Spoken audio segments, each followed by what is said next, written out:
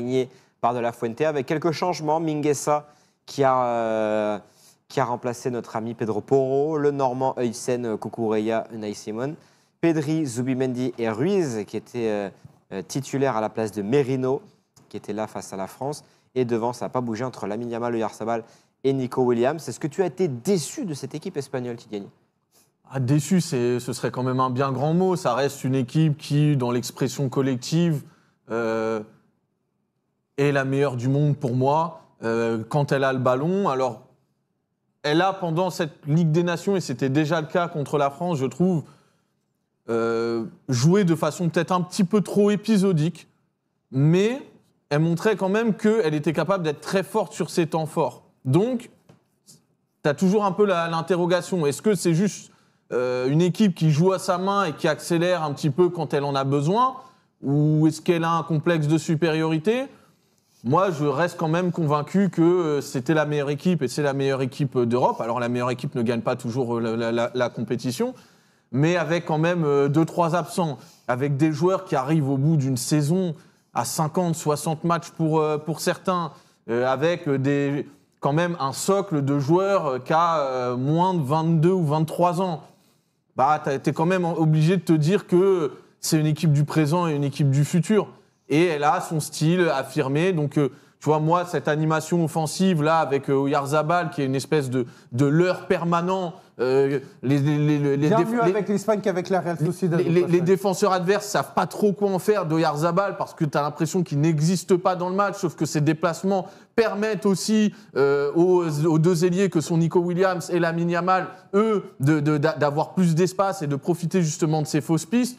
Quand tu vois le match de Zubimendi ce soir, je suis désolé, mais ce mec-là, c'est un joueur de très haut niveau qui est déjà prêt pour un club du niveau supérieur à la Real et il va logiquement être transféré cet été. Je pense qu'il va atterrir à Isco. Voilà, quand tu vois que, honnêtement, et c'est leur adresser du respect, hein, mais je pense que sur cette Ligue des Nations, tu as un demi-Pedri et un demi-Lamine Yamal et ça te suffit quand même sur certains momentum de rencontre pour montrer que tu as quand même énormément de pouvoir offensif et créatif. Donc voilà, je pense que l'Espagne a joué avec les mêmes circonstances qu'ont connues toutes les nations du Final Four, c'est-à-dire des absents, de la fatigue, peut-être 2-3 tests, parce que Huysen est un joueur qui est en train de s'installer à son niveau aussi. Et puis avec cette espèce de cocktail-là, tu es quand même capable d'aller pousser un Portugal qui, lui, tu sens, était quand même taquet sur l'aspect compétition. Tu es capable de les emmener au tir au but. Je pense que c'est pas une finale perdue qui va renverser la table du côté de l'Espagne. Voilà, autant je pense que la victoire fait beaucoup de bien au football portugais, autant je pense que la défaite va pas faire énormément de mal non plus au football espagnol. Après, attention, Tidjani, moi j'ai envie d'adresser un avertissement à l'Espagne parce qu'il pourrait connaître ce qu'a connu l'équipe de France après 2018, c'est que la victoire, attention, c'est dans la victoire qu'il faut être le plus vigilant.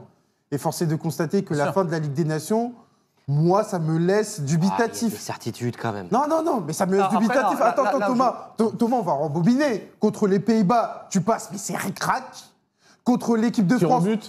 Tir au but. Contre l'équipe de France, t'as un bon passage. Mais enfin, à la fin, tu te fais peur. Tu mets le 5-1. Oui, mais d'accord. Mais toujours est-il qu'il y a 5-4. Oui. Il y a 5-4. Et du côté de l'équipe de France, eux, ils te parlent de supériorité dans le jeu. On n'est pas obligé de les croire, bien évidemment. Et sur la finale, ok, tu perds au tir au but. Mais sincèrement, j'ai pas vu une équipe qui, à un moment donné, massacrait le Portugal. Donc moi, c'est ce que je dis. Attention qu'on ne soit pas dans un sentiment de confort pour l'Espagne parce qu'on a remporté l'Euro 2024. Parce que le football de sélection, moi je dis... On ne va pas enlever l'Euro non plus. Non, je ne vais pas leur enlever. Mais attention, l'Euro 2024, si tu regardes bien, elle arrive dans un contexte où c'était pas forcément l'équipe attendue. Mais justement, ça veut dire qu'ils ont réussi à être forts avant même qu'on pense qu'ils devraient être forts.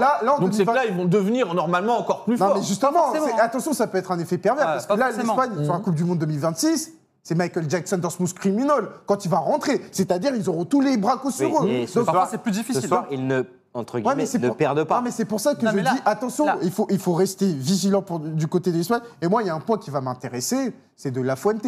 Parce que pour moi, il y a eu un événement qu'on n'a pas évoqué en France et qui est très évoqué du côté de l'Espagne. C'est entre la victoire à l'Euro et ce qui s'est passé aujourd'hui en finale, il y a eu le départ de l'adjoint Pablo Hamo, pour ceux qui ne le connaissent pas, il était présenté comme le cerveau de la sélection. Vous regardez le document Prime de l'Euro 2024, t'as tout compris. Oui, à savoir que c'est le gars, il fait la vidéo, voilà comment ils vont jouer les adversaires. Le gars, il est parti. Et pour moi, attention, je suis en train de noter dans mon petit capin, il y a un lien de cause à effet entre les fins de match de l'Espagne, que ce soit face à la France et que ce soit aujourd'hui. Moi, ce soir, il y a certains changements que je ne comprends pas et peut-être son départ. Donc, moi, je dis, il va falloir être très vigilant sur l'Espagne parce que gagner l'Euro 2024 ne te garantit pas d'aller loin en Coupe du Monde 2026. Là où il n'a pas tort, et je le rejoins complètement, c'est qu'on n'a pas attendu 2025 pour savoir qu'une équipe, lorsqu'elle remporte un trophée, l'édition d'après, ça peut être compliqué. On l'a vu avec la France. Alors, l'Espagne est le contre-exemple avec ce qu'ils ont pu faire. Évidemment, mais il y a toujours des contre-exemples. Mais on l'a vu en 2018, l'équipe de Là, France en l'occurrence, c'est le même pays.